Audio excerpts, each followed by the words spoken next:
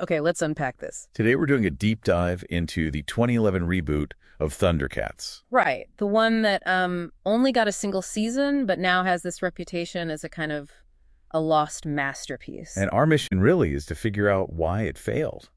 How did a show that feels like it was designed for binge watching in, 2024 Get so completely trapped by the television industry of 2011 that it just died on the vine. Exactly. It's a fundamental mismatch. And you see that mismatch from the very beginning, especially when you compare it to the original 1985 show. Oh, absolutely. That show was, it was the textbook toy-driven cartoon. Totally episodic. The status quo had to reset at the end of every single episode. It had to. That was the whole toy commercial mandate.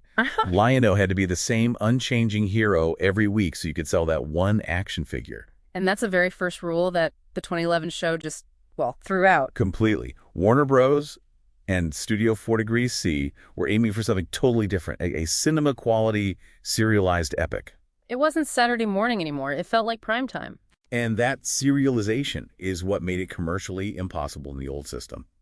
Cable syndication, it demanded standalone episodes for reruns. You just could not do this story. It was all one long narrative. It felt like they were taking their cues from epic fantasy, like The Lord of the Rings.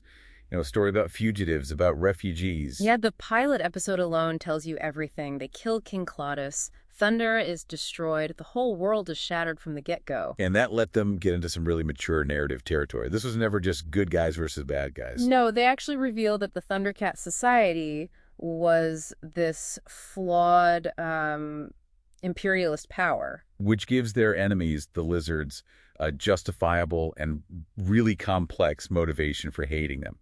That maturity extended to Lion-O, too. He wasn't the perfect hero with a perfect sword. He was fallible. People questioned his leadership all the time. And then there was the whole thing with Chitara. Right. The fact that she chooses Tigra over him, it just completely subverts that old trope where the hero automatically gets the girl. He actually had to grow up. And if you need any more proof they were writing for an older audience, just watch the episode Song of the Petalars. That episode it's stunning. You watch a character, this plant person named Emmerich, live his entire life and then die, all inside 22 minutes. It's this profound existential meditation on mortality. But that older audience, that sophistication, that's exactly where the commercial paradox kicks in. This is where it gets really interesting. The creative team is making a show for teens and young adults, right? The Toonami demographic. But the toy licensee, Bandai, they produced a line for 6 to 11-year-olds. A total product mismatch.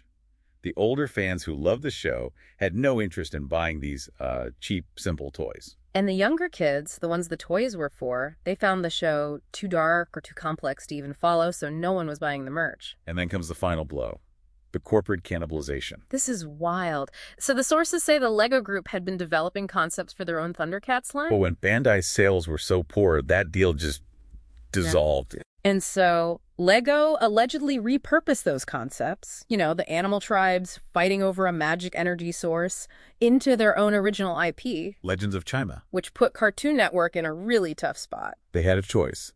Stick with the expensive, ambitious ThunderCats that had failing toy sales. Or pivot to Legends of Chima, which was backed by the entire LEGO marketing juggernaut and had a much higher merchandising potential. It was a simple business decision. Yeah. And it sealed ThunderCats' fate. So what does this all mean for us today? What's the takeaway? You can just see how prophetic the show was. The high production values, the fully serialized structure, the mature themes. It's the blueprint for modern streaming hits like Arcane and Castlevania. It is, and the fan reaction over the years proves it. You just have to look at the massive backlash to the later comedic ThunderCats roar to see how much people valued the 2011 version. It truly was a binge-worthy epic that was released into an appointment viewing world that it hadn't caught up yet. And you have to remember, the plans for the unproduced second season involved a significant time skip. Which, according to the sources, would have eventually set up a romantic relationship between Lion-O and a years older Wily Kit.